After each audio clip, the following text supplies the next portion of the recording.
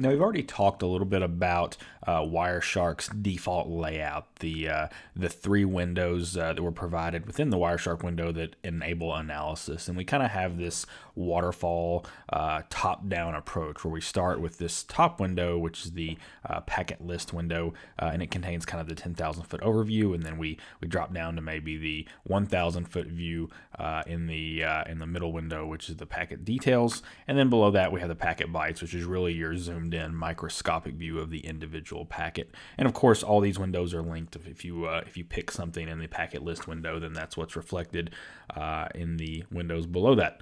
So that works great for most analysis, and I'll admit probably greater than 50% of the time I use this standard three-pane layout. There's a reason this is the default layout, and it's the one that the Wireshark developers have chosen that's really the most applicable to the majority of use cases and the majority of users.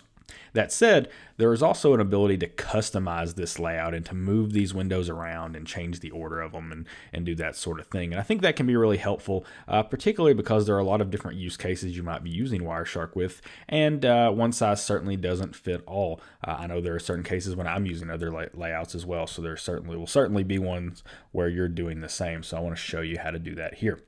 Now, this is pretty easy to change the layout. All you have to do is go to the preferences area in Wireshark. And I've not shown you that, but it's really easy. You just go to edit and then go to preferences, and you see you can also hit Control-Shift-P to get there as a shortcut as well. But edit preferences works. And there are quite a few things here, and we're going to go through a lot of these things throughout this course. But I'm going to focus specifically on this layout area here, which is the second option under this appearance heading, because that's where it's going to let us change this layout. Now you'll see here we have the three different panes numbered. They're numbered 1, 2, 3, and we can actually control which pane is which. So in this case, pane 1 is packet list, pane 2 is packet details, and pane 3 is packet bytes. That makes sense because they're in that order, top to bottom, 1, 2, 3, and you see that reflected by this little image here that shows them spanning the full width horizontally, going 1, 2, 3. Now, that said, you can change those. I'm not going to change the numbering of these right here because most of the scenarios we're going to look at are actually considered up here with these images. But you can change the numbering if you need to, or if one of the scenarios you're desiring does not fit these layouts here. So to change the layout, it's quite easy. So let's say we want to change from this full horizontal width stacked layout to this second one here, where the window 1, which is the packet list pane, it's still 100% spanning, but in this case it's going to take up about 50% of the screen, and the other 50% is going to be two columns containing the packet details and packet bytes windows. So I'm just going to click that and click OK. And you'll see that it makes that adjustment automatically once I click OK. There's no apply button. You have to click OK to get that done. And it works pretty well. You see we do have greater than 50% of the screen is dedicated to the packet list, and then the further details are down below. Now, this isn't a view I really use very often at all, but if you're really concerned with just scrolling through the list of packets quickly and not nearly as concerned about the details of individual packets, then this is a good route to go. For that matter, you can also take this and minimize even further and devote 90 or 95% of the screen to the packet list window, which is really nice for scrolling here. Wireshark also adds the benefit of this bar on the right, which shows the color coding of the packets, which is pretty neat. So I can see there's something different going on here. If I go to this black area, it looks like we have a lot of retransmissions, which makes sense since this file is called HTTP ESPN fail. A lot of retransmissions is certainly a sign that something might have failed or gone unexpectedly. So you can see we clicked down to that, and it was easy to see that because this area was expanded so much. If I collapse this, then those areas also get collapsed. So you see that black area collapsed a little bit.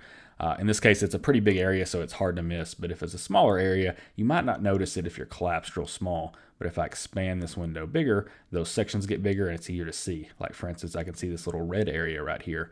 Looks like we got a reset.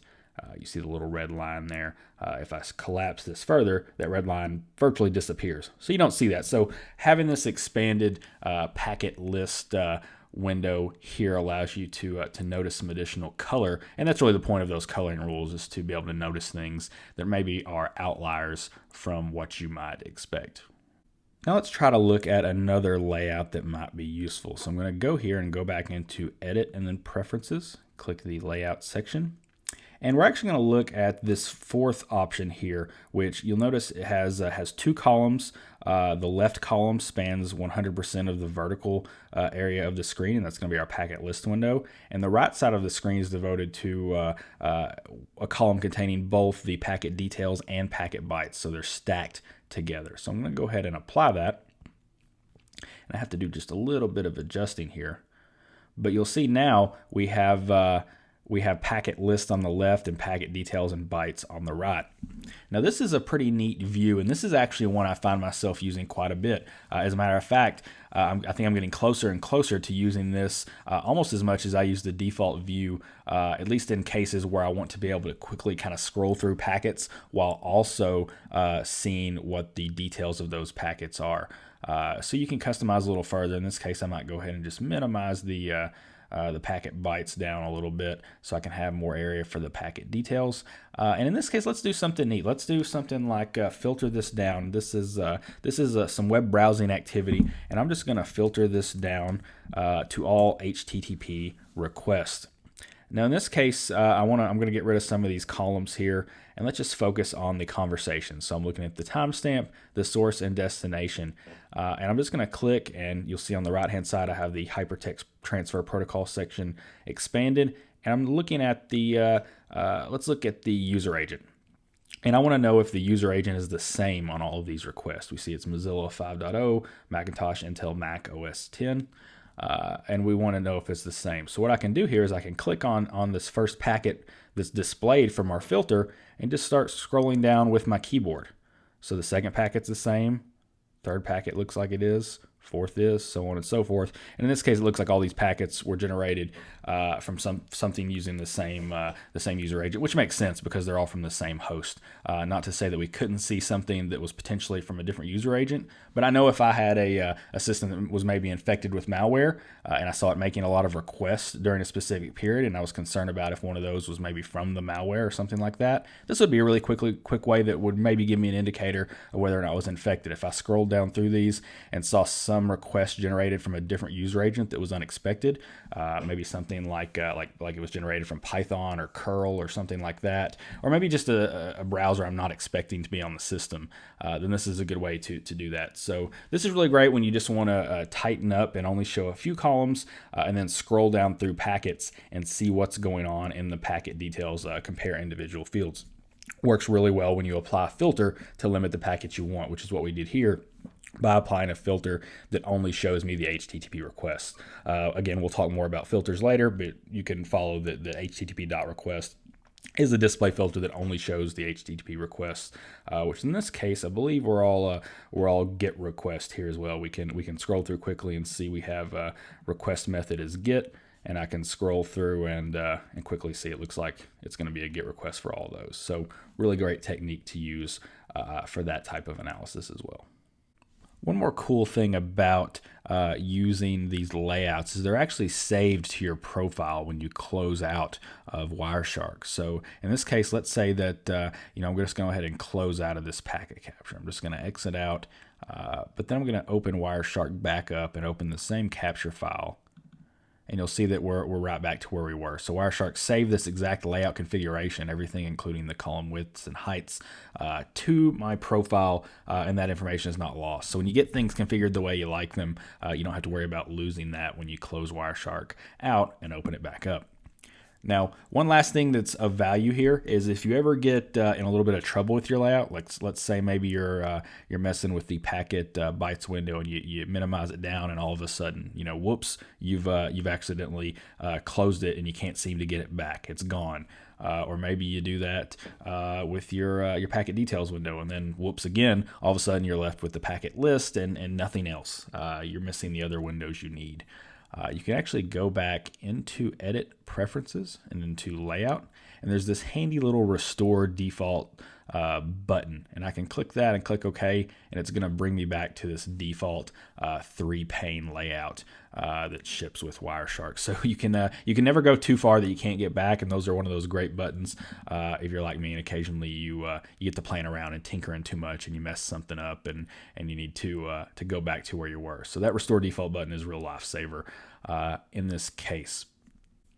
So that's going to be it for our look at Wireshark layouts. Like I said, the default 3-pane layout is what works for most people, and a lot of people don't even know you can customize the layout. But once you figure out that you can, I think you're going to find that the flexibility is something you enjoy, and you'll get into scenarios where you'll really enjoy the ability to move those windows around and stack them a little bit differently. I know it's something in my analysis I still struggle to remember a little bit that I have that capability, but all the time I find scenarios where it's a lot better to look at the data stacked and ranked a different way, and that'll certainly vary depending upon what type of monitors you're using as well.